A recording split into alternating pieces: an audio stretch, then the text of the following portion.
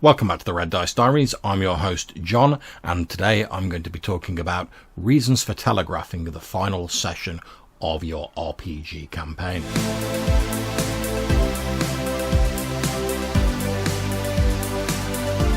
I recently had the good fortune to play in the epic finale of Johannes Pavela's long-running Burning Wheel campaign, Chronicle of the Crowns. The actual play videos of the sessions, all 36 of them, are available on my Twitch and YouTube if you're interested.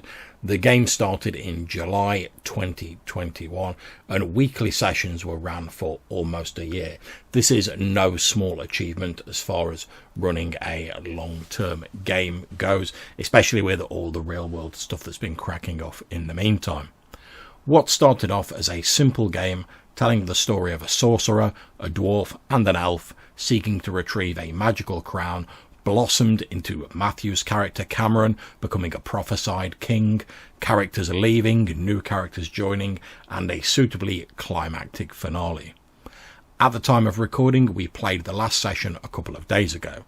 Normally we run on Thursday evenings, but after a discussion with the group, we decided to do the finale on Saturday evening to give us more time to resolve things without having to rush.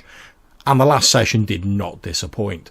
I certainly had a great time and thought everyone involved was really on their A-game, so to speak. This got me thinking about whether letting people know in advance that you're heading into the finale in a campaign is a good idea. Now bear with me. In the Burning Wheel session we just played, we knew going into it that this was the last session of this long-running campaign, and I think that knowing that brought some great benefits to the session. Given that this game was moulded in a token-esque style, as seems to be the Burning Wheel default, we were all determined to make it as epic a finale as we could. Resources, in Burning Wheel's case Arthur and fate points, that we might otherwise have saved for a future game were spent with merry abandon as we went for death or glory in the final battle to break the siege of Reathel and slay the undead abomination known as the Last King. This also had the advantage of making the final encounter more tense, because we'd not been saving all our resources for the end of the session. In the end, we were able to persevere and defeat the Last King, but it all hinged on a couple of dice rolls. Luckily, they went our way, but it could so easily have been very different. This made the final moments of the session very tense and nerve-wracking, as we waited to see whether or not the dice gods would smile on us. But with the blessings of the secret flame, our rolls were good. Now, I think Johannes' decision to move the finale to a weekend, and as I say, there was a group discussion around this, but obviously Johannes originally proffered the idea. I think it was a great one.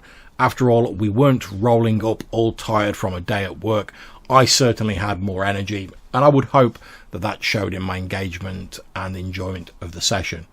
Because we didn't all have work early the next day, we weren't pushed for time and having to wrap up early, so we could take our time with things and not have to rush through them, allowing much more lore and NPC interactions to come to the fore. The break from the normal format also made the finale seem more like a special event. As well as getting a cheeky extra session in during the week, always a good thing, the fact that we'd agreed to meet up outside of this normal schedule gave a certain something extra to the session, in addition to the other benefits I've just discussed, and that just helped make it feel more epic. Having a defined end to the campaign also gives the GM a chance to reveal some of the stuff that we maybe didn't do or could have done during the game, and also for us to do epilogues and tie up this chapter of the game. That's not to say we couldn't go back and revisit that world later. In fact, I hope we do. But this chapter of the story and these characters has now been resolved. Any games played in future would be new stories and adventures with different characters and icy group dynamics in the spotlight. Another benefit is that wrapping up the campaign at a conclusive point means the GM has time to take a step back, have a breather, and take a little break to refresh themselves before jumping straight into their next game. After all, we all know that life and other things can all sap our energy and enthusiasm. It can be difficult to maintain those high energy levels if a game continues on without a foreseeable end. Now, Johannes did a great job of keeping the excitement and adventure going, but even the most stalwart of GMs need a bit of time away every now and again. Hell, I know I do. But all of this has got me thinking about my own Smoke and Snow Old School Essentials campaign. After all, we started playing it in August 2020, and we've been running bi-weekly sessions for nearly 2 years. There's been about 45 sessions in all. We've had a couple of players who've had to leave the game for various reasons, and a couple of new ones join.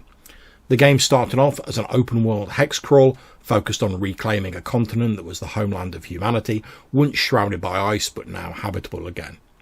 Over time, perhaps influenced by Johannes' campaign, but also obviously by player actions, it has become focused on an attempt by the party to retrieve 3 magical swords or god blades, these being the Sun Sword, Blade of Law, currently possessed by Weimar Lonegrove, Johannes' character, the Green Blade, Blade of Neutrality, currently possessed by Malcolm Harp, Rob's character, and the Night Blade, Blade of Chaos, once held by an ex-PC turned NPC, and now held by one of the game's main antagonists, an ancient vampire known as the Crimson King. We've had various adventures revolving around the swords, and the PCs are currently racing, at the time of recording, to confront the Crimson King in the frozen castle where he is bound by ancient magics. The players have conjectured at various points, both in and out of character, about what might happen if the swords were combined, but they've had little time or opportunity to test their theories. Since the game has become more about the swords, the focus of it has narrowed somewhat, and to me it feels as though this campaign is on the final stretch, to use racing terminology. We're not in the last few sessions just yet, and depending on player character action, there may be a number of sessions before we're ready to wrap up. But I definitely feel that once the matter of the swords is resolved, that will probably be the end of the campaign. Now, following on with the experience with Johannes' Burning Wheel game, I'm definitely planning to let the players know this in advance, for the reasons I've outlined earlier. Don't get me wrong, once the OSE campaign wraps, I'm probably going to run another campaign, whether it's OSE again or something else, I don't know yet, and I might run something a little shorter before jumping into the next big campaign. But whatever the next big campaign I run will be, I'm keen to keep to the same schedule and maintain as many of the player group as I can, since it seems to be working really well and they're a great group of players. But I definitely think letting them sort of know in advance that we're in the final stretch, as it were, is a good idea. So what are your thoughts on telegraphing the final session of a long-running campaign? Do you think it's a good idea? Do you think it's a bad idea? Do you like finite length campaigns, or do you prefer something that just sort of rambles on a little bit? And that's not to say that's a bad thing, you know, different strokes for different folks, but I'd love to hear what your thoughts are on this and what sort of campaigns you prefer. If you'd like to get in touch and let us know, maybe be featured in a future voicemail response episode, you can do so in a number of ways. You can drop us a voicemail using either SpeakPipe or Anchor, and there'll be links to that in the description of this show, or you could send us an email to rddrpgpodcast@gmail.com. So until we see you again, take care, stay safe, and whatever you're playing, have fun.